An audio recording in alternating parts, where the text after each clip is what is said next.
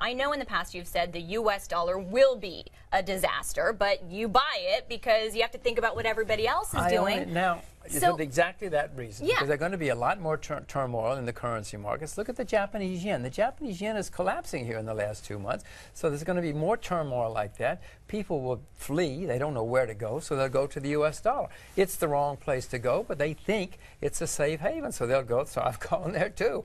Yeah. Can I defend it? No, I cannot defend it, except for the fact that that's what other people are doing. So for the foreseeable future, is dollar still king?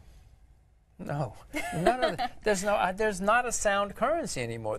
There are sounder currencies, the Canadian dollar, the Australian dollar. There's some currencies, the Singapore dollar, the Chinese renminbi. There's some currencies that are less unsound, but there's no such thing as a sound currency anymore. Hang on to your silver. Okay, I will. So then, I guess including precious metals and currencies, if you could only hold one today, what would it be? Oh, agriculture. I would rather own agriculture than anything. Or maybe than any Russian currency? Maybe. Oh well, Russian rubles. Or is it renminbi? Russian rubles. I'm interested in right now. Russian Singapore. I'm sorry, renminbi. Chinese renminbi. I'm interested in right now. There are some currencies, but none of them. There is no paper money in 2014, 2015 that's going to be worth much of anything. So if you had to pick one, it would be the renminbi? If you could only hold one today. No, it wouldn't be the renminbi because it's not convertible. Right. You know, I'd like to be able to get by. I guess it'd be the. I can't believe I'm about to say the ruble. It'd be the ruble or the U.S. dollar. It'd be the. Wow. No. The Cold War all over again. The ruble and the U.S. dollar fighting. It might be the Russian ruble, believe it or not. The U.S. dollar is still very, very popular, and still the euro is in some parts of Africa because they used to be European colonies.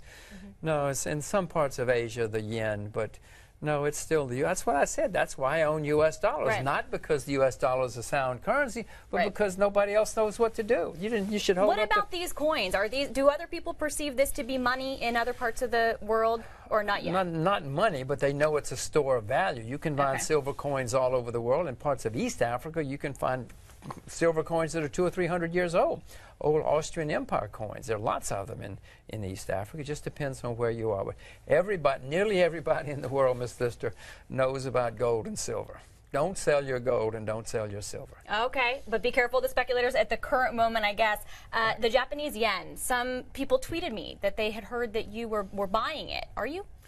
Well, I did own the yen a year or two ago, or even several months ago. But then when Mr. Abe said he was going to print as much as he could, I believe it or not, sold my yen. Okay. But I'm thinking about buying it again because right now, everybody is bearish on the Japanese yen. It's astonishing how many bears there are on the Japanese yen. Why the ruble when Russia has so many problems that every day in the media we hear about Putin clamping down, and we know the history of confiscation of wealth there? But Ms. Lyster, you're supposed to buy low and sell high. Tell your producers.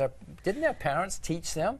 You buy low and you sell high. Yes, Russia has massive problems. I've been bearish on Russia for 46 years. I know all the problems. That's why Russia's so cheap. But if I'm right, there's great change taking place in Russia, and whenever you can find a cheap place or cheap anything where there's massive positive change taking place, you should buy all you can. Okay, but if you buy low and it gets taken from you before you can sell high, then what happens? But Lauren, that's why I've been bearish for 46 years. Actually, if I'd been smart enough, I would have been bearish since 1917. I wasn't born in 1917. Russia's been a disaster since 1917, but all of that is changing now.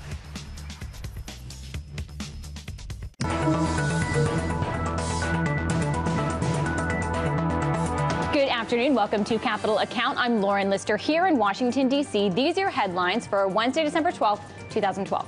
It's Fed interest rate decision day, and the Fed announced it will expand its bond buying program with $45 billion a month in longer-term Treasury securities as expected after the conclusion of Operation Twist at the end of this year. Speaking of twists, though, the Fed also announced it's now tying interest rate guidance to economic guide posts.